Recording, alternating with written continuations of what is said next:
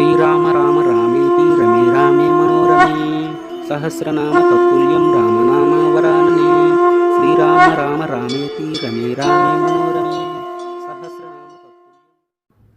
ఓం నమో భగవతే వాసుదేవాయ నమః. ఉపనిషత్ దర్శనం. శుక్ల యజుర్వేద ఉపనిషత్తులు. ఇందులో 19 ఉపనిషత్తులు ఇవ్వబడ్డాయి. గ్రంథ పఠనంలో ఉచ్చారణ దోషాలు దొర్లిన ఎడల దయతో క్షమించగలరు. శుక్ల యజుర్వేద అంతర్గతమైన ఈశావాస్యాది ఉపనిషత్తులకు శాంతి మంత్రము. ఓం పూర్ణమదః పూర్ణమిదం పూర్ణాత్ పూర్ణముదచ్యతే పూర్ణస్య పూర్ణమాదాయ పూర్ణమేవావశిష్యతే. ఓం శాంతి శాంతి శాంతి. భావం: అది అనగా కనిపించని ఆ అనంతం పూర్ణమైనది. అలాగే కనిపించే ఇది అనగా ఈ అనంత విశ్వం కూడా పూర్ణమైనదే. కనిపించని ఆ పూర్ణం నుంచి కనిపించే ఈ పూర్ణం బహిర్గతం అవుతుంది. కనుక పూర్ణం నుంచి పూర్ణాన్ని తీసివేసిన చివరికి పూర్ణమే మిగులుతుంది.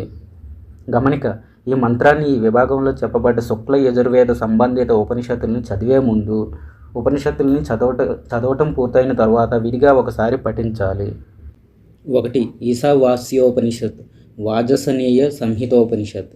ఈ ప్రపంచంలో మార్పు చెందేది ఏదైతే ఉందో అదంతా భగవంతుడిచే ఆవరించబడి ఉంది. ఈ విషయాన్ని గ్రహించి ఆ త్యాగంతోనే నువ్వు పోషించుకో. ఎవరి ధనాన్ని నీవు ఆశించకు. మానవుడు శాస్త్ర వివాహితమైన నైమితిక కర్మల్ని ఆచరిస్తూ మాత్రమే తాను 100 సంవత్సరాలుగా జీవించి ఉండాలని కోరుకోవాలి.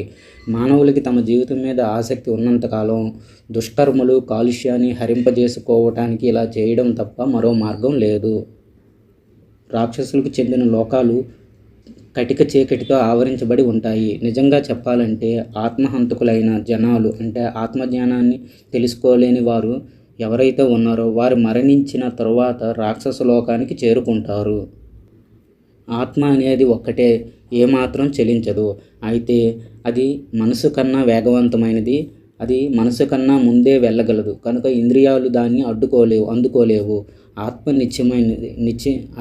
నిత్యమైనది, స్థిరమైనది. అయినప్పటికీ అది పరిగెత్తే అన్నిటికన్నా వేగంగా పరిగెత్తేది. ఆ ఆత్మ సకల ప్రాణులు కార్యకలాపాలని భరించటానికి తగిన ప్రాణశక్తిని సమకూరుస్తోంది. ఆత్మ అనేది కదిలేది, కదలనిది. అది దూరంలో ఉంది, అలాగే దగ్గరగా కూడా ఉంది. ఆ ఆత్మ జీవుల లోపల బయట నిండి ఉంది. ఎవడైతే సకల జీవుల్ని తన ఆత్మలోనే దర్శిస్తాడో, అలాగే అన్ని జీవులలో తన ఆత్మనే చూస్తాడో అటువంటి వాడు ఎవరిని ద్వేషించడు. ఎవడైతే సకల జీవులని, ఈ చరాచర ప్రపంచాన్ని తన ఆత్మగా ఏకత్వంగా దర్శిస్తాడో అలాంటి ఆత్మజ్ఞానం కలిగిన వాడికి మోహం ఏమిటి, శోకం ఏమిటి అనగా మోహం, శోకం అనేవి ఆ ఆత్మజ్ఞానానికి ఉండవని భావం.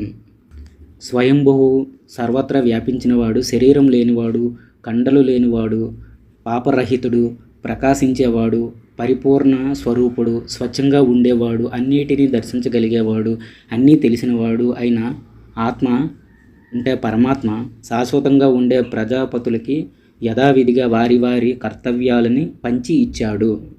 ఎవరైతే ఆ విద్యని ఉపాసిస్తారో, అంటే అజ్ఞానాన్ని కలిగి ఉంటారో వారు గాఢమైన చీకట్లోకి ప్రవేశిస్తారు.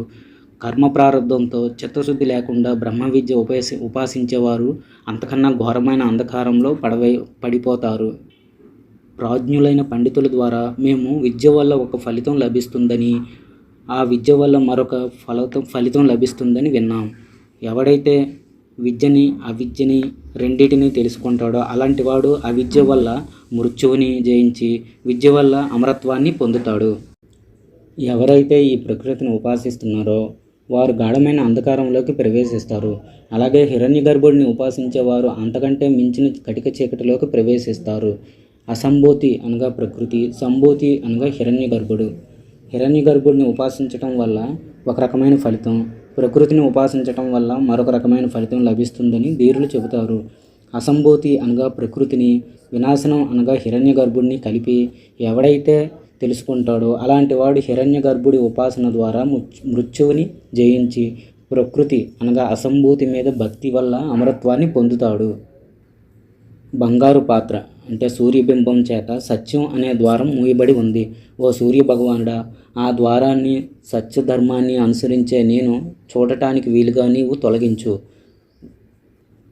ఓ విశ్వపోషక, ఒంటరిగా సంచరించేవాడా, ప్రజాపతి పుత్ర, సూర్యభగవానుడా, సర్వనియంత, నీ దివ్యకిరణాలని తొలగించి కాస్త నీ కాంతిని ఉపసంహరించుకో. అలా చేస్తేనే నీ అనుగ్రహంతో కళ్యాణప్రదమైన నీ రూపాన్ని నేను చూడగలను స్వామి. నీలో ఉండే ఆ పురుషుడిని నేను గ్రహించాను. ఈ నా శరీరంలో ఉండే ప్రాణవాయువు సర్వవ్యాప్తి శాశ్వతం అయిన ప్రాణంలో లీనమవుగాక. ఈ నా శరీరం భస్మమవుగాక. ఓ మనస, నీవు బాగా గుర్తు తెచ్చుకో. నీ పూర్వజన్మల్ని బాగా గుర్తు తెచ్చుకో. ఓ అగ్నిదేవ, మేము చేసిన కర్మఫలాన్ని అనుభవించటానికి మమ్మల్ని మంచిదారిలో నడిపించు. మేము చేసిన కర్మలన్నీ నీకు స్పష్టంగా తెలుసు కనుక ఓ అగ్నిదేవ, మాలో ఉన్న పాపాలని నాశనం చేయు స్వామి. నీకు తిరిగి మరోసారి నమస్కారం చేస్తున్నాం. స్వస్తి. జై శ్రీరామ్.